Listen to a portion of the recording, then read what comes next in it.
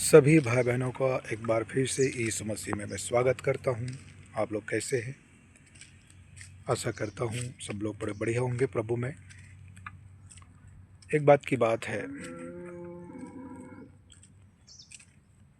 मैं और मेरा पत्नी हम दोनों एक जगह में प्रभु की सेवा के लिए गए हुए थे और जिस परिवार ने हमें बुलाया था उस परिवार में हमने प्रभु का सेवा करने के लिए हम लोग गए।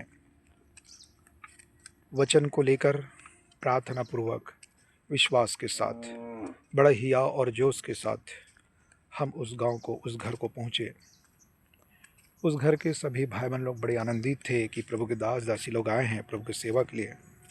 वो लोग बढ़िया आओ भगत पहुनाई सेवा प्यार मोहब्बत की बातें, और उसके बाद कुछ समय के बाद हम लोग प्रार्थना और वचन में समय बिताने वाले ही थे कि उसी गांव के कुछ विरोधी और असामाजिक तत्व के लोग, जो वचन यीशु और प्रभु के दासों से घृणा करने वाले लोग, जो विदेश का, जो यीशु को जो भगवान समझते हैं और आरोप लगाते हैं, ऐसे लोग आकर किसी लोगों को इकट्ठा किया और इकट्ठा करके कि ब्रह्मांतन के आरोप में पूरे गांव के जितने भी मुख्य लोग थे, जो मुख्य लोग थे, सरपंच, पंच, कोटवार और भी अन्य लड़का और भी अन्य भाई लोगों को खड़ा कर दिया मेरे विरुद्ध में। और ऐसा हुआ कि पूरे गांव के जो मुख्य लोग हैं आए और मुझे घेर लिए।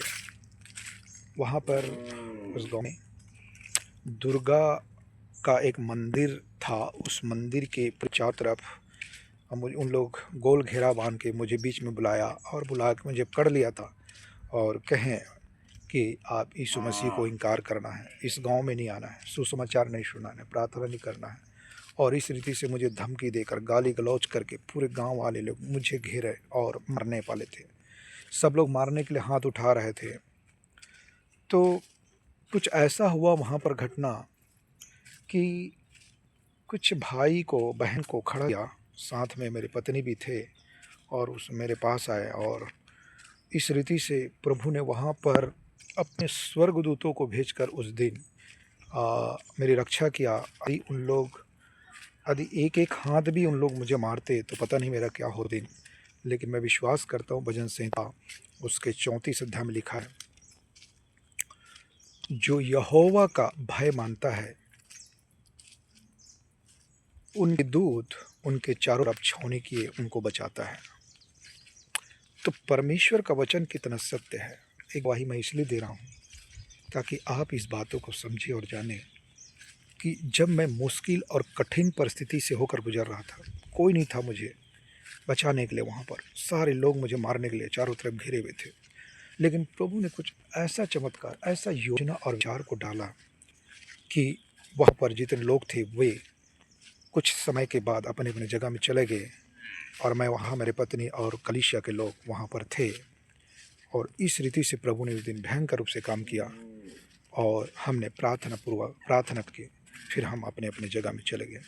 मैं गवाही इसलिए दे रहा हूँ मेरे प्रिय भाई, मेरे बहन, जब आपके जीवन में ऐसा परिस्थिति आए तो चिंता नहीं करना। परमेश्वर अपने स्वर्गदूतों को भेजकर या किसी व्यक्ति के द्वारा और के माध्यम से प्रभु आपको बचाने और हटाने और आशीष करने के लिए सामर्थ्य रखता है।